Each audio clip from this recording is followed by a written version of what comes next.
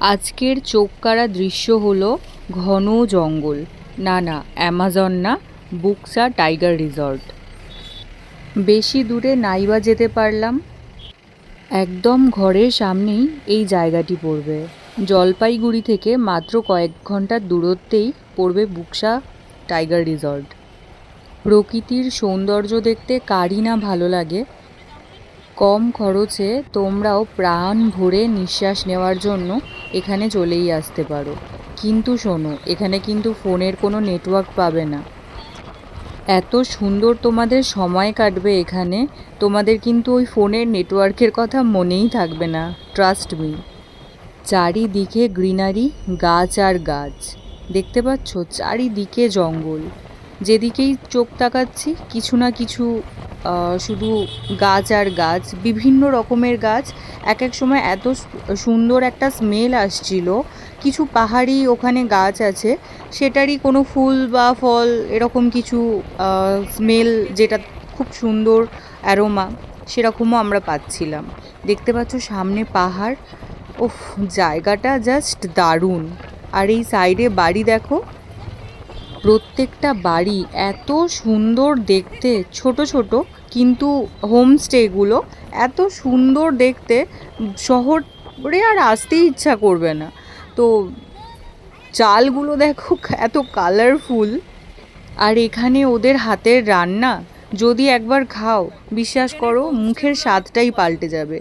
ওদের ওখানে যে রাইসটা আমরা খাবো, সেই রাইসটা একটু স্টিকি স্টিকি টাইপের, বাট এত সুন্দর খেতে।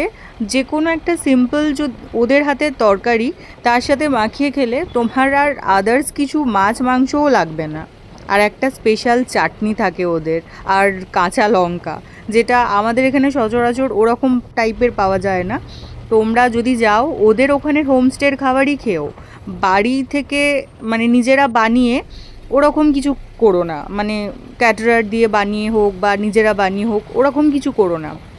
আমার এক্সপিরিয়েন্স মতে ওদের হাতের খাবারই খেও, তাহলে মানে ভালো লাগবে তোমাদের। এখানে আমি থেকেছিলাম 3 দিন 2 রাত্রি। কোনো নেটওয়ার্ক ছিল না, একদম টিমটিম টিমটিম করে এক এক সময় নেটওয়ার্ক আসছিল। হ্যাঁ, এক এক সময় মনে হচ্ছিল শহরে আমরা থাকাকালীন, কারণ ওখানে থাকছি, একটা রিস্ক ফ্যাক্টর মনের মধ্যে কাজ করছিল। বাট ওখানে কোনো রিস্ক ওরকমভাবে তোমরা পাবে না। ওরা সমস্ত কিছু ভালোভাবেই তোমাদের দেখাশোনা করবে। ট্যুরিস্ট স্পটের লোকেরা ওরা খুব ভালো হয়, তো হেল্প তোমরা যে কোনো রকমভাবে পেয়ে যাবে ওখানে। আমরা ভুল করে অনেকটা উপরে উঠে গিয়েছিলাম, যেখানে আমাদের ডেস্টিনেশনই নয়, আবারও অপোজিটে এলাম। আমাদের রিসর্টটা অনেকটা জঙ্গলের মধ্যেই ছিল, যেখানে এখানে তো তাও নেটওয়ার্ক ছিল, ওখানে তাও একটুও নেটওয়ার্ক ছিল না।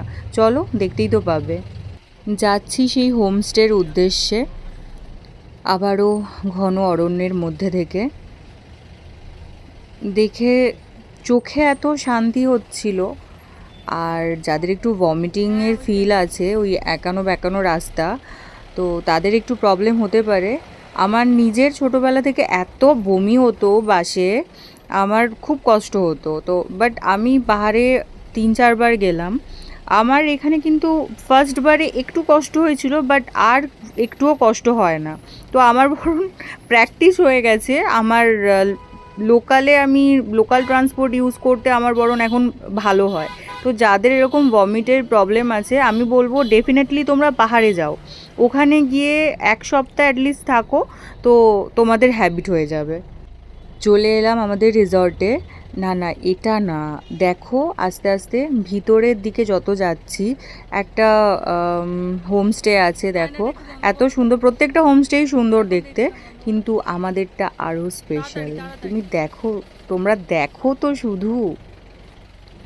সামনের যে হোমস্টেটা দেখাতে যাচ্ছি, এটা অন্যদের জন্য নেওয়া হয়েছিল, আমাদেরটা তো এখনও বাকি আছে।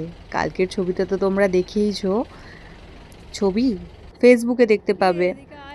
আর এই যে এদের সাথেও একটু কথা বলে নিলাম, আর কি করব। এখানের লোকাল মানুষেরা এখানে ছাগল, হাঁস, মুরগি এইসব পালন করেও জীবিকা নির্বাহ করে। দেখো চারিদিকটা কত সুন্দর না? এই যে আমি এই হোমস্টে থেকে যেরকম টাইপের লোকেশন পাবে তুমি আমাদেরটা থেকেও সেম ওরকমই পাবে, কিন্তু আমাদেরটা আরেকটু বড়। এটা স্পেশালি একটু যারা বয়স্ক ছিল তাদের জন্য প্রোভাইড করা হয়েছিল। আর ওই দিকেরটা আমাদের সামনে থেকে আরও সুন্দর, আর ওদিকটা আরও ঘন জঙ্গল। এদিকেরটা একটুখানি এজেড পার্সনদের জন্য আমরা সিলেক্ট করেছিলাম। আর এইদিকে খাওয়া দাওয়ার সেকশনটা রেখেছিলাম। আর এই দাদাটা হলো আমাদের ট্যুর প্ল্যান করেছিল, যার ফেসবুকে পেজ আছে, তোমরা চেক আউট করতে পারো। আর এই যে এখানটা হলো আমাদের খাওয়ার জন্য সিটিং এরিয়া।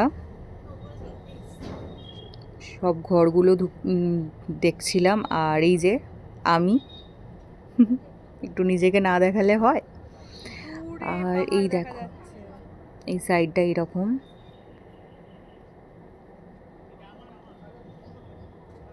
এবার যাব আমাদের হোমস্টেটা দেখাতে।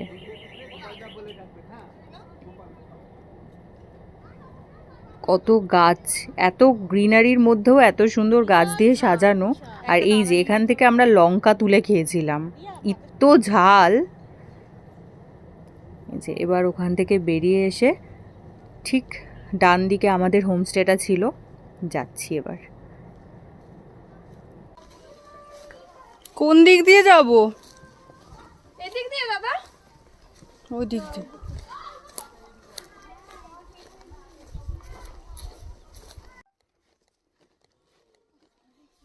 ফুপু হাম্বা, ফুপু হাম্বা, নন্দী।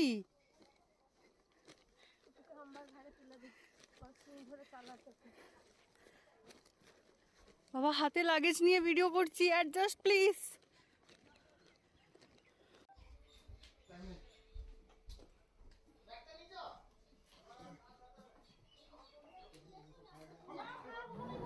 এইগুলো হলো আমাদের রুম।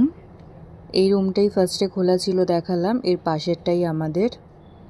আর এখানে জানলা থেকে ভিউটাও যেরকম, আর ওখানে বড় আমাদের হল যেটা আছে সেখান থেকেও ভিউটা অসাম। পাহাড়ও দেখা যায়। এখানে নাকি অনেক পশুও আসে রাতের বেলা, বাঘ টাঘ এইসব।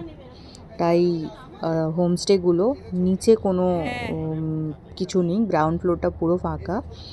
ফার্স্ট ফ্লোর থেকে স্টার্ট, ফার্স্ট ফ্লোর একটাই থাকে।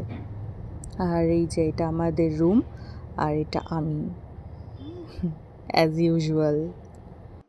চলো, নিজেকে দেখানো অনেক হয়েছে, এবার খেয়ে নিই। এগুলো হলো আমাদের লাঞ্চ। এটা আমাদের ক্যাটারারই প্রিপেয়ার করেছে, এটা হোমস্টের খাবার নয়। হোমস্টের খাবারটা খেয়েছি আমরা, এটা ক্যাটারারের। হোমস্টের খাবার রাতেরটা খেয়েছিলাম, আর এটা ক্যাটারার প্রিপেয়ার করে নিয়ে গিয়েছিল। খাওয়া হয়ে গেল। খাবারে ছিল ভাত, ডাল, মাছ, বেগুন ভাজা, চাটনি, লেবু অ্যান্ড অল। তারপরে খেয়ে আবার উদ্দেশ্যে বেরিয়ে পড়লাম নতুন এক গন্তব্যে, যেটা নেক্সট পার্টে অবশ্যই তোমরা দেখতে পাবে। অনেকক্ষণ ধরে তোমাদের বক বক করলাম তোমাদের সাথে। কথাটা শুনলে তোমরা আমার ভালো লাগলো, থ্যাংক ইউ। আর নেক্সট পার্টে অবশ্যই আরও একটা ডুয়ার্সের নেক্সট পার্ট দেখাবো। আরও অনেক ব্লগ আসবে, ডুয়ার্সও শেষ হবে, আরও অন্য কিছুও স্টার্ট হবে। দেখতে থাকো, সঙ্গে থাকো। আর এত সুন্দর প্রকৃতিতে নিজেকে বিলীন করে দাও, মিশে যাও।